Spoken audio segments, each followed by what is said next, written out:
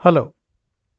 आज के वीडियो में हम यहाँ पे सीबीएसई स्टैंडर्ड 10th जो कि बोर्ड एग्जाम्स दे रहे हैं जो बच्चे, उनके लिए हम लोग कुछ क्वेश्चंस डिस्कस करने वाले हैं। आज का टॉपिक जो मैंने चुना है वो पहला वाला है मैग्नेटिक इफेक्ट ऑफ करंट का, और उसमें से कुछ क्वेश्चंस हैं जो हम लोग डिस्कस करेंगे इस वीडियो में। इस वीडियो के हम पार्ट्स बनाएंगे तो मैग्नेटिक इफेक्ट ऑफ करंट हम लोगों का पूरा कंप्लीट हो जाए कुछ पार्ट्स में। तो ये पहला क्वेश्चन जो मेरे सामने अभी मुझे दिख रहा है, जो कि है what do you mean by magnetic field lines. तो मैग्नेटिक फील्ड लाइंस बोला जाए तो क्या होता है? तो सबसे पहले हम लोग एक बार मैग्नेट कंसिडर कर सकते हैं, जहाँ पर एक नॉर्थ पोल एक साउथ पोल होगा, और मैग्नेटिक फील्ड लाइंस जो है वो नॉर्थ पोल से निकलते हैं और वो साउथ पोल में एंड करते हैं। और ये एक कॉन्टिन्यूस सिस्टम है, यहाँ से निकलेगा, यहाँ से ऐसे पीछे जाएगा, ऐसे जाके साउथ पोल में एंटर करेगा। साउथ पोल से ये फिर से नॉर्थ पोल में इनसाइड द मैग्नेट ये ऐसे ट्रैवल करेगा। तो ये रिप्रेजेंट क्या करता है? मैग्नेटिक फील्ड लाइंस, पहली बात है जो हम लोग आंसर पहले मैं लिख लेता हूँ, उसके बाद मैं उसको एक्सप्लेन करूंगा। तो ये मैंने वो यहाँ पर लिखा हुआ है कि मैग्नेटिक फील्ड लाइंस, पहली बात है, they represent the magnetic field. अभी मैग्नेटिक फील्ड क्या है ना? एक अगर मैग्नेटिक फील्ड में देखूं, फील्ड जब हम बोलते हैं किसी भी चीज़ का, तो वो उसका इन्फ्लुएंस समझाता है। जैसे कि इलेक्ट्रिक में हम लोग इलेक्ट्रिक फील्ड बोलते हैं, मैग्नेट में वैसे मैग्नेटिक फील्ड बोल सकते हैं। कि एक मैग्नेट जो होता है, सपोज ये एक मैग्नेटिक पीस है, यहाँ पर इसका इन्फ्लुएंस इसके चारों तरफ रहता है। कि इसके चारों तरफ अगर कोई भी दूसरा वाला मैग्नेट या मैग्नेटिक मटेरियल आता है, उसको वो इन्फ्लुएंस करता है। कैसे? Magnetic material usually iron pieces या कुछ भी हो, स्टील पीसेस जो भी हो, वो उन लोगों को अट्रैक्ट करता है अपनी ओर। तो वो उसके चारों तरफ वो फील्ड एक सेट करता है, एक क्रिएट करता है, जिसके जिसके अंदर एक मैग्नेटिक मटेरियल आने से उसको वो इन्फ्लुएंस कर सकता है। In this case any magnetic material gets attracted to it. अगर कोई दूसरा मैग्नेट भी होता है जिसका पोलैरिटी सेम होता है, जैसे कि ये अगर नॉर्थ पोल है ये वाला साइड, और दूसरा वाला मैग्नेट का नॉर्थ पोल आ गया, तो ये उसको रिपेल करेगा। तो अगेन उसके फील्ड के आसपास अगर आएगा तभी जाकर ये कुछ इन्फ्लुएंस डाल पाएगा, वरना नहीं डाल पाएगा। तो ये है मैग्नेटिक फील्ड का बात। ना मैग्नेटिक फील्ड कभी भी स्ट्रेट या फिर कर्व्ड हो सकता है, जैसे कि यहाँ पर हम लोग देख रहे हैं। ये वाला मैं अभी थोड़ा उसको हाईलाइट करने वाला हूँ, जो डायग्राम मैंने किया है ऊपर में वो मैग्नेट का। तो यहाँ पर हम लोगों को लगभग ये स्ट्रेट मिल रहा है, उस रीजन में जहाँ पर हम लोग ये वाला स्ट्रेट चीज देख रहे हैं। जो कि पोल के पास जो मैग्नेटिक फील्ड लाइंस होते हैं वो ऑलमोस्ट लगभग स्ट्रेट होते हैं। उसके बाद ये कर्व होना शुरू हो जाता है, क्योंकि यहाँ पर उसको साउथ पोल की तरफ आना है। So at times it is straight, at times it is curved. Usually uniform field जो होता है, मैं यहाँ पर आइडिया ही दे रहा हूँ, ब्रीफ आइडिया। तो ये आंसर में इंक्लूड नहीं करना है, ये समझाने के लिए बोल रहा हूँ। तो यूनिफॉर्म मैग्नेटिक फील्ड जो होता है वो हम लोग पैरेलल लाइंस में रिप्रेजेंट करते हैं। कि ऐसे यूनिफॉर्मिटी ये मेंटेन करते हैं, इनके पास गैप जो है वो गैप ये मेंटेन करते हैं।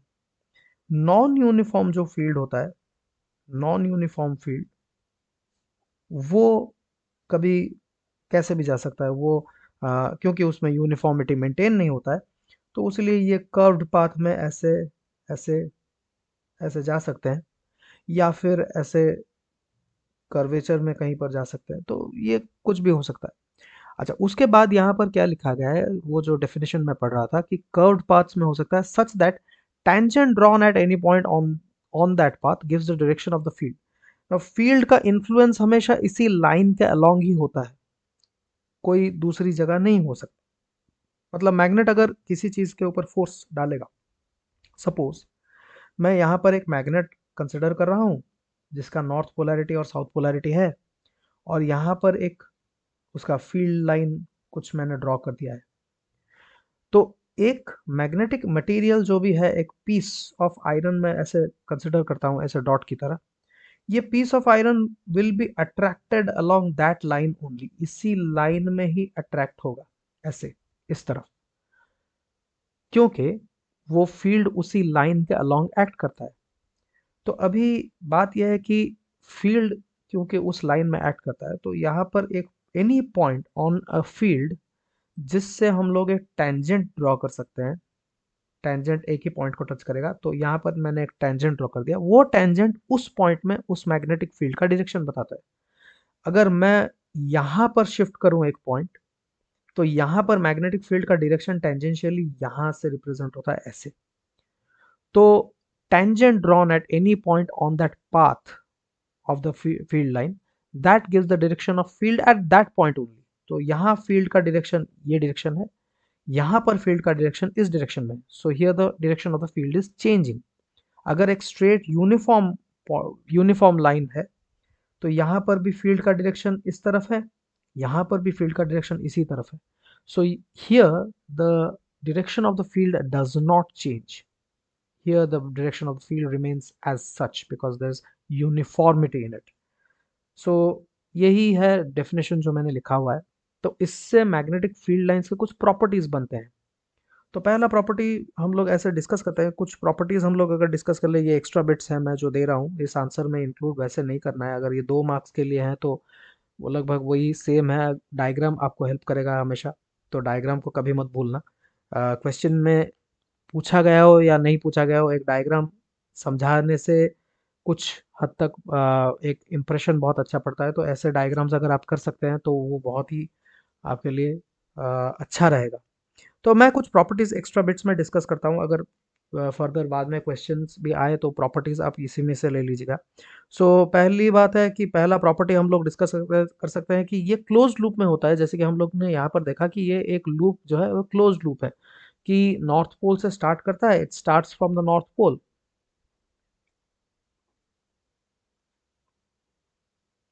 To the south on the outside. मैं ये सेंटेंस में पूरा नहीं लिख रहा हूँ, सेंटेंस आप खुद वहां पर कंस्ट्रक्ट कर सकते हैं। So it starts from the north pole to the south pole outside the magnet, and then continues from the south to the north inside the magnet।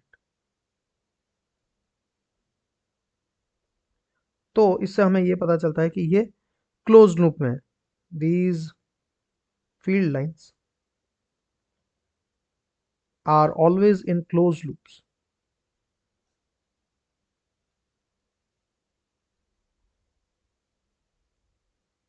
उसके बाद और एक चीज क्या है कि यहाँ पर ये फील्ड लाइंस कभी भी इंटरसेक्ट नहीं कर सकते।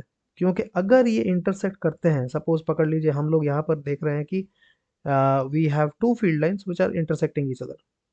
तो हम लोग फील्ड लाइंस को इंटरसेक्ट करवा ही दिए यहाँ पे। तो अगर इंटरसेक्ट करते हैं तो क्या होता है कि एक ही पॉइंट में हम लोगों को 2 डायरेक्शन मिलता है मैग्नेटिक फील्ड का, क्योंकि tangent drawn at those points is going to give us the direction of the magnetic field. तो एक ही पॉइंट से 2 मैग्नेटिक फील्ड नहीं निकल सकते। कोई पूछेगा कि यहाँ पर तो एक नॉर्थ पोल था, नॉर्थ पोल से तो बहुत सारे फील्ड लाइंस एक ही पॉइंट से निकल रहे हैं, तो उसमें तो कोई प्रॉब्लम नहीं था। पर ये नॉर्थ पोल एक ही पॉइंट, मतलब एक ही जगह, वो नॉर्थ पोलैरिटी है। ऐसे बाहर से मतलब ऐसे देखने में वो concentration of lines of force वहाँ पर ज़्यादा है, because the influence is more. तो वहाँ पर से हम लोग ये वाले दो अलग अलग फील्ड लाइंस जो हैं, ये ऐसे इंटरसेक्ट नहीं करवा सकते। वो नॉर्थ पोल से फील्ड लाइंस निकलते हैं वो सच्ची बात है, पर they are different field lines. Just because वो पास पास है, हम लोगों को लगता है कि वो लोग इकट्ठे हैं, एक ही पॉइंट में इंटरसेक्ट कर रहे हैं, पर वहां पर भी इंटरसेक्ट नहीं करते। वो अलग अलग इंडिविजुअलिटी होता है उनका। उसके बाद तो यहाँ से हमको ये पता चलता है कि field lines never intersect each other. Field lines never intersect each other, and if they do so then there will be 2 directions of field lines from the 2 directions of the magnetic field from the same point। तो ऐसा possible नहीं है। so they do not cross,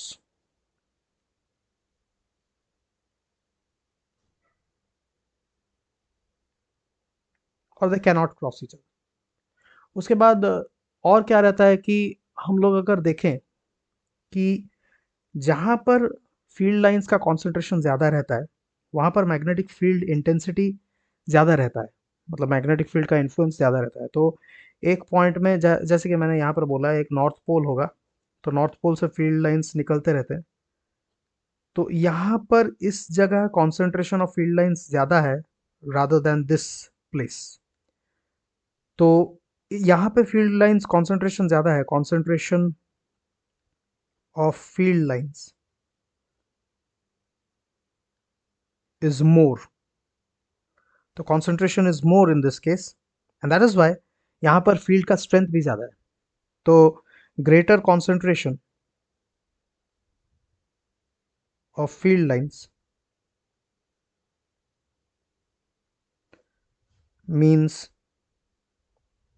greater field intensity. Field का जो intensity होता है वो ज़्यादा रहता है।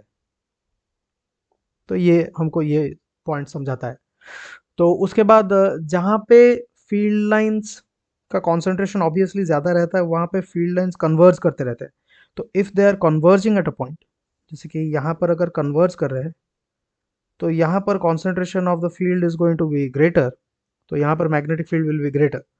जहाँ पर डाइवर्स कर रहा है, जैसे कि यहाँ पे डाइवर्स कर रहा है, सो यहाँ पर ये वीकर मैग्नेटिक फील्ड है। सो वीकर मैग्नेटिक फील्ड और यहाँ पर ये स्ट्रॉन्गर मैग्नेटिक फील्ड। तो फील्ड स्ट्रॉन्ग या वीक रहेगा जहाँ पे फील्ड लाइंस कन्वर्ज करेंगे या फिर फील्ड लाइंस डाइवर्स करें। डाइवर्स करने पर वीकर हो जाता है और स्ट्रॉन्गर रहता है अगर वो उस जगह कन्वर्ज करते हैं। तो वो फिफ्थ पॉइंट में हम लोग इंक्लूड कर सकते हैं। ये ऐसे कुछ डेफिनेशंस हैं, प्रॉपर्टीज हैं फील्ड लाइंस के। तो you can include those properties not in this answer if this is carrying only 2 marks. तो 2 मार्क्स के लिए वो ब्लू में जितना लिखा है वो that is enough. And then if you are asked about the property then you can write those properties, 5 of them। और डायग्राम जहाँ जहाँ नेसेसरी है वहाँ पर वो डायग्राम्स, स्पेशली जो पहले वाला डायग्राम मैंने किया था फील्ड लाइन के डेफिनेशन के लिए जहाँ पर रेड टिक मारा है, और ये जो इंटरसेक्शन के बारे में जो they do not cross each other, if they do so then there will be two different directions of the magnet field, वो वहाँ पर मैंने लिखा नहीं है पर वो लिखना भी ज़रूरी है और वो डायग्राम भी ज़रूरी है। सो make sure that you put these diagrams or these figures wherever necessary so that they will create a good impression, and impression marking is very essential। तो उसके बाद के क्वेश्चन में अगर हम लोग देखें, एक क्वेश्चन मेरे सामने आ रहा है कि explain the right hand thumb rule. Right hand thumb rule का ऐसा है कि हम लोग इसको अगर थोड़ा पिक्चराइज करने की कोशिश करें और मैं ड्राइंग करने की कोशिश करूँगा, it may look horrible but you have to adjust. तो यहाँ पे एक करंट कैरिंग कंडक्टर है जहाँ पर करंट का डायरेक्शन ऊपर की तरफ दिखाया गया है, और ऐसा है कि हम लोग अगर अपना राइट हैंड का थंब इस डायरेक्शन में रखें और उसके बाद हम लोग बाकी के फिंगर्स को ऐसे कर्ल करें, तो curling of the fingers of the right hand वो यहाँ पर उस तरफ इनसाइड द प्लेन दिखा रहा है, क्योंकि मैंने यहाँ पर नाखून नहीं बनाया तो ये इनसाइड द प्लेन। अगर मैं यहाँ पर दिखाऊं दूसरी तरफ, यहाँ पर करंट नीचे जा रहा है, ठीक है, करंट यहाँ पे नीचे जा रहा है। तो लेट मी ड्रॉ इट। तो यहाँ पे जो है हम लोगों ने थंब को अगेन अलाइन किया है, and that is the thumb of the right hand, align किया है करंट की तरफ, while the fingers are curling into the plane। तो यहाँ पे जो फील्ड जाएगा वो ऐसे जाएगा, वो यहाँ पे इनसाइड जाएगा और यहाँ पे आउटसाइड आएगा। तो ऐसे करके फील्ड यहाँ पर स्पाइरल करेगा। उसके बाद यहाँ पे फील्ड इस तरफ से इनसाइड जाएगा और इस तरफ से आउटसाइड आएगा, and that is how it will curl along this direction, or it will spiral about that conducting wire। तो ये है राइट हैंड थंब रूल। तो राइट हैंड का थंब हमको अलाइन करना है along the direction of the current carrying conductor और curling of the fingers of the right hand. So हम लोग इसको सेंटेंस में लिख सकते हैं, कैसे लिखेंगे? तो यहाँ पे पूरा डिटेल में मैंने लिखा है कि if the thumb of the right hand is along the direction of flow of current in a straight current carrying conductor, then the curling of the four fingers of the right hand, that gives the direction of the magnetic field associated with the conductor. Usually यहाँ पे हम into the plane और out of the plane का मतलब वहाँ पर term use करते हैं। जैसे कि यहाँ पर हम लोगों को पता चला कि ये इनटू द प्लेन जा रहा है, तो यहाँ पर हम लोग एक क्रॉस को एनसर्कल करते हैं, और इस तरफ ये आउट ऑफ द प्लेन आता है तो यहाँ पर एक डॉट को एनसर्कल किया जाता है। सिमिलरली यहाँ पे हम लोग देख रहे हैं कि यहाँ पर जब थंब इस तरफ डायरेक्शन इस फिगर में, तो इस तरफ अगर हम देखें कि यहाँ पर अभी इनटू द प्लेन जा रहा है, और इस तरफ हम लोग जब देखेंगे यहाँ पर आउट ऑफ द प्लेन आएगा। तो ऐसा होता है राइट हैंड थंब रूल, जो कि हमको रिप्रेजेंट करना होता है ना। और एक चीज़ भी है, जो अगर यहाँ पे स्ट्रेट कंडक्टर है ना, अगर करंट ही सर्कुलर लूप में घूमता रहे, जैसे कि ये वाला ऐसे मैंने सर्कल एक ड्राइंग किया, यहाँ पर सर्कुलर लूप में करंट इस हिसाब से जा रहा है, तो यहाँ पर क्या करें? यहाँ पर हम लोग जो कर्ल कर रहा है ऑब्वियसली उसी के हिसाब से फिंगर्स हम लोग कर्ल कर सकते हैं। तो यहाँ पर 4 fingers of the right hand अगर हम लोग कर्ल करेंगे, तो थंब को अगर हम लोग, make sure you have your right hand curled from along this direction, इसी डायरेक्शन में हम लोग अगर राइट हैंड के फिंगर्स को कर्ल करेंगे, तो आपका पाम जो है वो इस तरफ रहेगा। ऑब्वियसली अगर पाम इस तरफ रहेगा, उसके बाद आप यहाँ पे थंब को एक्सटेंड करने की कोशिश करेंगे, तो थंब इनटू द प्लेन जा रहा होगा। If you are doing it right, if you have understood, you can do it right. So मैं यहाँ पर फिगर में ऐसे ही रिप्रेजेंट करूंगा, so you can check for yourself and now you can relate that whether you have understood और not. तो यहाँ पे क्या होगा कि अगर हम लोग देखेंगे, अगर हम लोग यहाँ पर देखेंगे कि ये इनटू द प्लेन यहाँ पर जा रहा है, जैसे कि मैं अगर इसमें करंट अगर काउंटर क्लॉकवाइज जाएगा, ठीक है, काउंटर क्लॉकवाइज जब जाता है तो यहाँ पे अगर हम लोग कर्ल करेंगे फिंगर्स को ऐसे, अगेन पाम आपका इसी डायरेक्शन में रहेगा, पर क्या होता है कि कर्लिंग ऑफ द फिंगर्स, यहाँ पर आपको थंब अगर एक्सटेंड करेंगे that will go out of the plane. So here the current, here the magnetic field is going out of the plane, field out of the plane when the current is in the counterclockwise direction or anti-clockwise direction, और यहाँ पर field inside the plane और into the plane।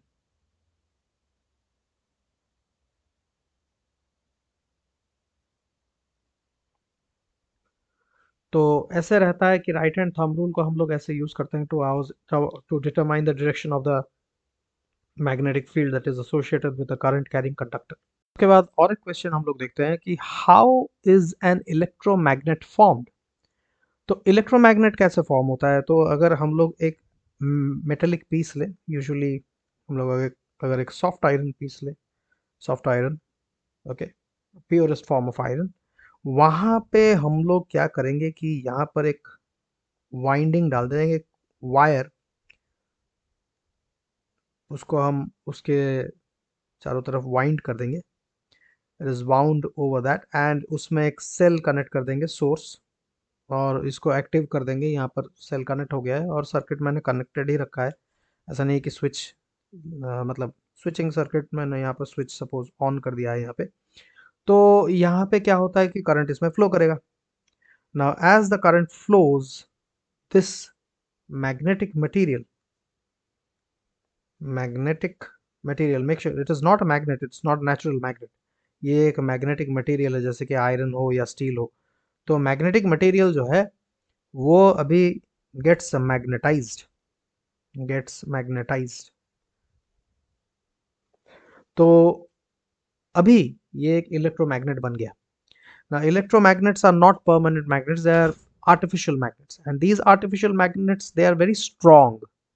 They have a very strong magnetic field, and that strength of the magnetic field वो depend करता है, किसके ऊपर depend करता है ना, करंट के ऊपर। जितना स्ट्रॉन्ग करंट होगा उतना ही स्ट्रॉन्ग ये इलेक्ट्रोमैग्नेट बन पाएगा।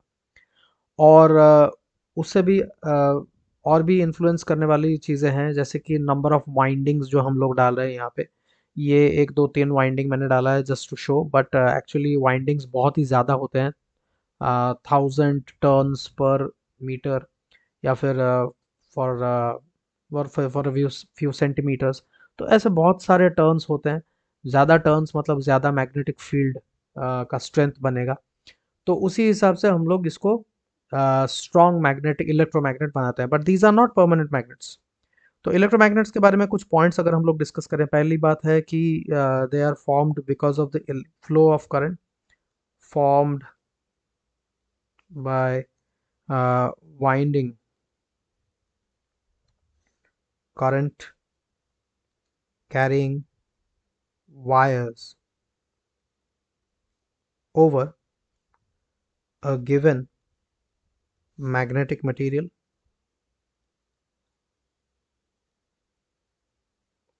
उसके बाद these are not permanent। Properties अभी डिस्कस कर रहा हूँ, तो वैसे तो फॉर्मेशन के बारे में मैंने बता दिया। these are not permanent magnets obviously, but artificial magnets।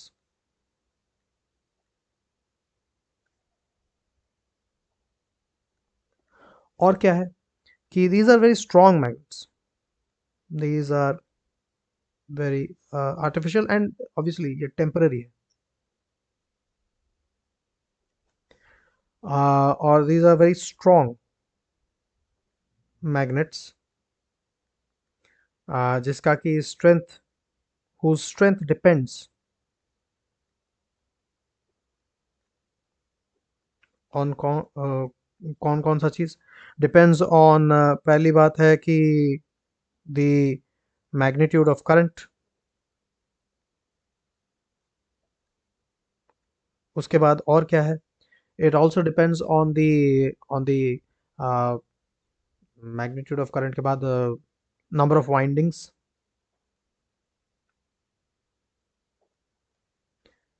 जो कि हम लोग उस वायर्स जो उसके ऊपर वाइंडिंग करते हैं। उसके बाद और एक चीज है, depends on the magnetic material. जैसा मैग्नेटिक मटेरियल रहेगा उसी हिसाब से वो स्ट्रेंथ बिल्ड करेगा। जो अच्छा मैग्नेटिक मटेरियल है उसका ज़्यादा स्ट्रेंथ रहेगा। जो कम स्ट्रेंथ वाला मैग्नेटिक मटेरियल है, मतलब क्वालिटी में, जैसे कि आयरन, एक सॉफ्ट आयरन होता है, वो प्योरेस्ट फॉर्म ऑफ आयरन होता है, उसका स्ट्रेंथ बहुत ज़्यादा होता है, पर वो उतनी ही जल्दी लूज कर जाएगा। मतलब हम लोग अगर ये इसका ऐसा एक चीज़ है कि the moment the current stops, the magnetic or the electromagnet gets demagnetized, it gets demagnetized when the current stops flowing। तो वो डीमैग्नेटाइज होता है, टेम्पररी है, परमानेंट नहीं है, तो वो डीमैग्नेटाइज हो जाता है। इसके बहुत अच्छे अच्छे इंडस्ट्रियल यूज़ हैं, जैसे कि ये यूज़ होता है आयरन पीसेस को सेपरेट करने में, कचरे वचरे से, डेब्रिस से। जहाँ पर ज़्यादा आयरन पीसेस होंगे उसको इजीली इलेक्ट्रोमैग्नेटिक मटेरियल्स के हिसाब से क्रेन में लगा के डंपिंग यार्ड में अगर ले जाएंगे, तो वो मैग्नेटिक मटेरियल्स दूसरा आयरन पीसेस को वो इजीली खींच लेगा, और उसके बाद उसको करंट ऑफ कर देंगे तो दूसरी जगह जाकर उसको डी वो ड्रॉप भी कर देंगे। क्रेन में उठाया, उसके बाद दूसरी जगह घुमाया उसको, उसके बाद करंट को ऑफ कर दिया, तो वहाँ पर डीमैग्नेटाइज होके वो होने के बाद से वो जो मैग्नेटिक मटेरियल्स उसमें स्टक होंगे वो सब वहाँ पर गिर जाएंगे। तो वहाँ ऐसे ही मैग्नेटिक मटेरियल सेपरेट करने के लिए बहुत ही ईजी होता है, और बिकॉज इसका स्ट्रेंथ काफ़ी ज़्यादा होता है तो ये बहुत ही अच्छी तरह खींच सकता है। ओके, तो पर परमानेंट नहीं है, टेम्पररी है। तो टेम्पररी भी काम में आता है, क्योंकि उसको करंट स्विच ऑफ कर देने से इस जल्दी से जल्दी डीमैग्नेटाइज होता है। उसको कुछ और मैग्नेटिक प्रॉपर्टी नहीं रहता कि खींच के रखा रखे अपने पास। अभी इसी बात पे आ जाता है हमारा लास्ट चौथा वाला क्वेश्चन इस वीडियो के लिए, कि व्हाट इज अ सोलेनॉइड। अभी सोलेनॉइड क्या है? सोलेनॉइड एक ऐसा चीज़ है कि जहाँ पे हम लोग यही वाइंडिंग्स ही रखते हैं, इसी को ही सोलेनॉइड बोलते हैं। कि ऐसे हम लोग एक वायर को वाइंड करके अगर रखा जाए, करंट उसमें दे दिया जाए। अभी ये वायर खाली ऐसे हम लोग वाइंड करके रख सकते हैं स्प्रिंग की तरह, या फिर इसके अंदर कोई एक मैग्नेटिक मटेरियल रख सकते हैं, जैसे कि आयरन का पीस हो जिसके ऊपर ये वाइंडिंग किया गया हो। जैसे कि मैंने ऊपर के फिगर में दिखाया है यहाँ पे। अच्छा, अभी करंट जब सर्कुलर पाथ में अभी घूमता है तो यहाँ पर हमने देखा है कि मैग्नेटिक फील्ड एस्टेब्लिश होता है। ये दो डायग्राम्स जो हम लोगों ने देखा है, यहाँ पर फील्ड इनसाइड द प्लेन जा रहा है और यहाँ पर फील्ड आउटसाइड द प्लेन। जबकि तुम देखोगे कि एक अगर हम लोग एक सर्कल ड्रॉ करते हैं जिसमें कि क्लॉकवाइज एक तरफ से दिखता है, तो दूसरी तरफ से अगर हम लोग देखें वो एंटी क्लॉकवाइज ही लगेगा। तो इसका मतलब एक जो करंट कैरिंग कंडक्टर है, वहां पे एक तरफ अगर फील्ड इनसाइड जा रहा है तो दूसरी तरफ से देखेंगे तो फील्ड आउटसाइड ही आया होगा, आउटसाइड ही निकला होगा। तो इसका मतलब क्या है कि ये एक मैग्नेट की तरह बिहेव करता है। तो इसका मतलब अगर हम लोग देखेंगे यहाँ पर फिगर में, तो यहाँ पर ये करंट कैरिंग कंडक्टर में करंट ऐसे गया। मैं यहाँ पर और थोड़ा डिटेल में जा रहा हूँ। यहाँ पर ये जो एक प्लेटफॉर्म मैंने बनाया है जिसके ऊपर ये करंट कैरिंग कंडक्टर जाएगा, तो ऐसे करंट इसके ऊपर गया, यहाँ पर अंदर गया, करंट यहाँ पर अंदर गया। ओके, यहाँ पर पीछे से फिर से निकला यहाँ से, फिर ऐसे करके हम लोगों ने वाइंडिंग किया, तो यहाँ से करंट बाहर आया, फिर ऊपर गया, फिर अंदर गया, फिर ऐसे बाहर आया, फिर यहाँ पर से अंदर गया। तो ये क्या होता है कि इस तरफ करंट निकल रहा है, इस तरफ करंट अंदर जा रहा है। तो सामने से अगर देखें, यहाँ से अगर कोई ऑब्जर्व करेगा तो उसको यहाँ पर एक क्लॉकवाइज डायरेक्शन में करंट फ्लो करने का दिखाई देगा। अभी अगर एक ऑब्जर्वर यहाँ से देखे तो यहाँ पर उसको काउंटर क्लॉकवाइज दिखेगा। तो इस तरफ से क्लॉकवाइज, इस तरफ से एंटी क्लॉकवाइज और काउंटर क्लॉकवाइज। तो क्या होता है कि इस तरफ क्लॉकवाइज होने से फील्ड लाइंस हम लोग बोल सकते हैं कि क्लॉकवाइज जब होता है तो फील्ड लाइंस अंदर जाते हैं। यहाँ पर हमने फिगर में देखा था, तो यहाँ पर फील्ड लाइंस अंदर जाएंगे और एंटी क्लॉकवाइज में यहाँ पर से फील्ड लाइंस निकलेंगी।